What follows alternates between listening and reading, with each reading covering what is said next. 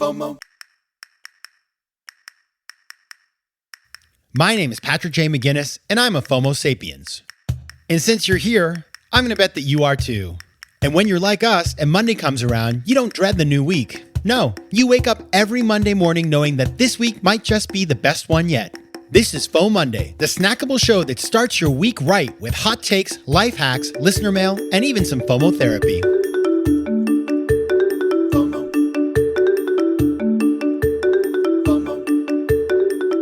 Hey everybody, welcome to FOMOndays, the companion show to FOMO Sapiens, which of course will be back on Thursday with a full episode. But until then, happy FOMOnday. I'm your host, Patrick J. McGinnis, venture capitalist by day, author and podcaster by night, FOMO Sapiens 24/7. Now, as you recall, last week we had Ryan Mundy, founder of Alchemy Health. He is a former NFL player, National Football League, also a Super Bowl champion.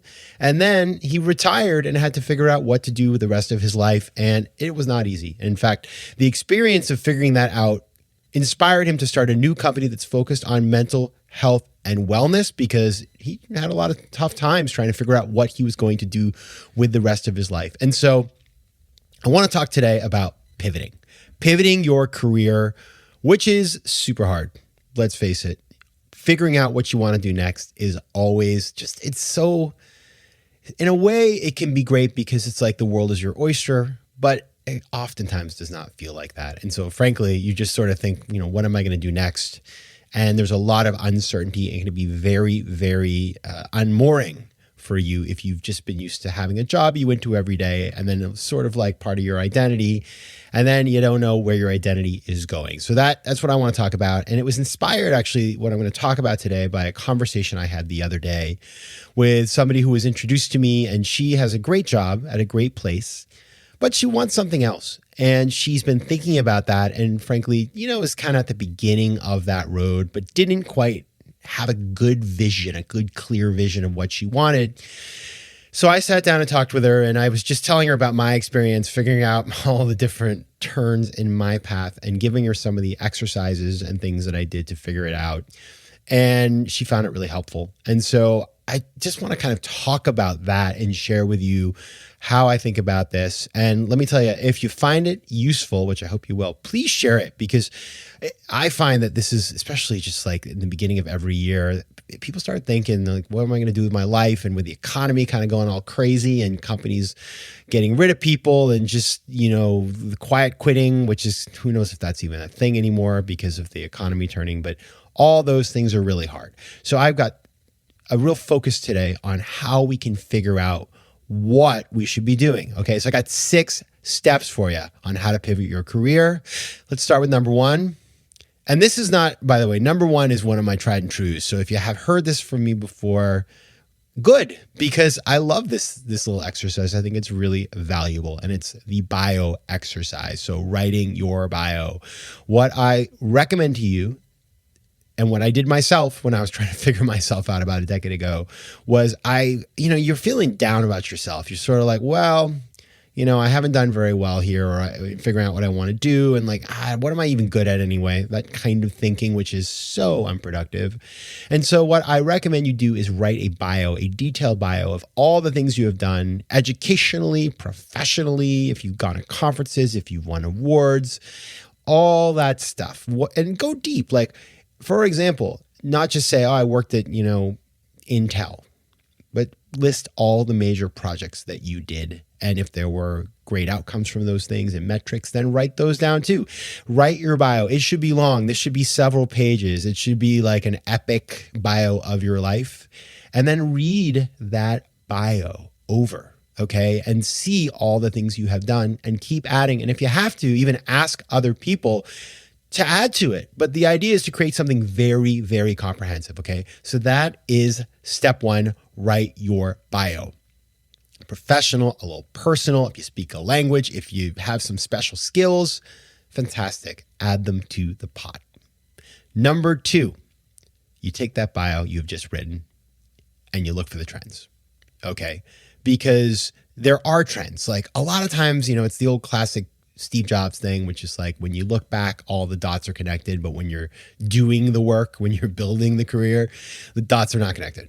And so look back at that bio for the connecting of the dots and try to see what the trends are. And I remember when I did this was like a really valuable thing for me. I started to realize, well, okay, here's the industries where I have expertise. Here's the places and geographies where I have network. Here are the hard skills that I have developed. And so you start to come up with some of these things. And as you do that, write it down, keep a list of those trends. And it's very interesting because you can also pass this on to somebody else and have them read it and put them to work and say, what do you see here? Like when you read this, what stands out to you in terms of skills, experiences, insights, passions, all that sort of stuff. And it allows you to start to take this work you've done and turn it into something that could be productive. Now, number 3, a little exercise I like to call opportunity cost zero. Again, I've talked about this in the past at one point or another, but if you haven't done it or if you've forgotten about it or you haven't heard about it, get ready. So the opportunity cost zero exercise is one that I did myself. I actually wrote about it in the 10% Entrepreneur. And I basically imagine you go to the office tomorrow and there's a padlock on the door and you cannot work there and you can't do that job again. What would you do? And so I'll tell you, like for me, like it's pretty interesting stuff that came out when I did that. It's like, well, I'd love to do podcasting. I'd love to be a writer.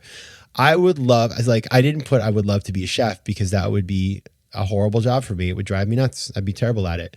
I put things like biz dev in a company. I put things like newscaster, which should be super fun, all kinds of crazy stuff. And so what it allows you to do is to really, what you're doing there is saying, if I didn't have to worry, because by the way, I should have mentioned this before, you're assuming that, financially you don't have to sort of like make big bucks. You're a little more independent of the money on this one. And so you can do kind of whatever you want within reason. Like obviously you're not going to say your job is just giving away money unless you really are loaded. If you want to be a philanthropist and you're loaded, put it on the list. If not, you could give away other people's money. That's certainly valid. But it's really about trying to uncover, what are your passions? That's the whole exercise here. And you want to write that down as well. And you're going to guard all of these things in a safe place for our next steps, which will come after the break. FOMO. All right, we are back. As you'll recall, before the break, we talked about 3 steps: writing your bio, figuring out the trends in that bio, and doing the opportunity cost zero exercise. Now that we have done that, we have the raw material we need to do the last 3 steps. Now, step number 4, formulate a specific ask. Now, this is where things get really important because, what happens is when people are trying to figure out what they want to do next, they set up a bunch of meetings and they talk to different people. And, there's nothing wrong with that. But if you don't have a specific ask for somebody and you're meeting with them and you just kind of chit-chatting, well, I'm trying to figure out my life, chances are, it's not that they don't want to help you, but you've given them no sort of way to help you. And, it's just not productive. It's one thing if you're asking the person, like, tell me about your job, what you do, what's like, the day-to-day. That's great. You can be a bit more amorphous. But if you're trying to ask somebody, okay, I'm trying to figure out what I want to do and I actually, really need your help, having a specific ask makes it so much easier. And so looking at opportunity cost zero, looking at the trends in the bio, start to think through, and by the way, you can totally work with somebody on this, whether it's a coach, whether it's a friend, whether it's, somebody in your family, just to go through and say, okay, now that I've identified that I really love working with people and customers, and then I'm very excited about, these 3 industries, and then I have industry experience in one of those industries, you could say, okay, great. You know what I want to do? I want to work in customer success in hospitality, let's say. And then when you go to people in your network, you can say, listen, I'm really looking to understand how to get into hospitality and travel businesses in areas like customer success or finance or whatever that is for you, but you have a specific ask. And people have networks, you don't even know who's in their network that they can unlock for you and connect you to. So that specific ask is super important. And as part of that, number 5, you got to make a list of people you want to talk to and prioritize. Don't spread yourself too thin. Don't canvas. Make a list of, I would say, 7 to 10 people that that you can have a conversation with. And, those people will also turn over other people to you and introduce you to other people you can speak with. But you want to start in a focused way. I wouldn't go to your top person first, because you want to kind of get the kinks out and the rust out of your conversation and your pitch. But once you kind of make that list, start approaching those people and go to them and just say, listen, I'm reaching out to you because I think you could have really good advice for me. I'm trying to figure out what I'm going to do next. Here's the stuff I'm thinking about. First of all, do you have thoughts on that in general? Second of all, does that make sense to you in the context of you knowing me? And third, who should I be talking to? Is there a company that's hiring? Is there a person who started a business? It's just there's somebody out there who you think I could talk to who could help me to advance down the path of figuring all this stuff out. And then they'll tell you and you'll be golden. Finally, record and refine. You got to take notes of these meetings so that you can thank people, so that you can follow up with them, so you make sure that, the worst thing ever is somebody offers to do something and then, it's not their job to remember, it's yours, and you forget and you don't ever get that thing. You just wasted all your time. That's a terrible thing. So you don't want to do that. You want to record and refine. And as you learn, you're going to take this whole thing and you're just going to tighten it up until it is immaculate. All right, everybody, those are my 6 steps to pivoting. Again, write that bio, check out the trends, do the opportunity cost 0 exercise, formulate a specific ask, network, start small, 10 people or less, and finally, record and refine. That's my advice. It worked for me. I would love to hear if you have thoughts, agreement, disagreement. I can handle it all. You can reach out to me at letsconnect@patrickmcginnis.com, on Instagram at patrickjmcginnis, and on Twitter at pjmcginnis. Thank you so much for listening. And until Thursday, take care of yourselves, FOMO Sapiens.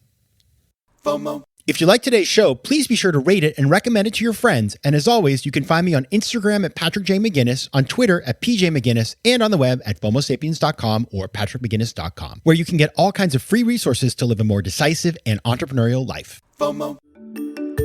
Want more FOMO Sapiens and FOMOnday? Head over to FOMOsapiens.com, where you can listen to past episodes, learn more about the show, and find out how to advertise. You can also connect with me on Instagram at patrickjmcginnis and on Twitter at pjmcginnis.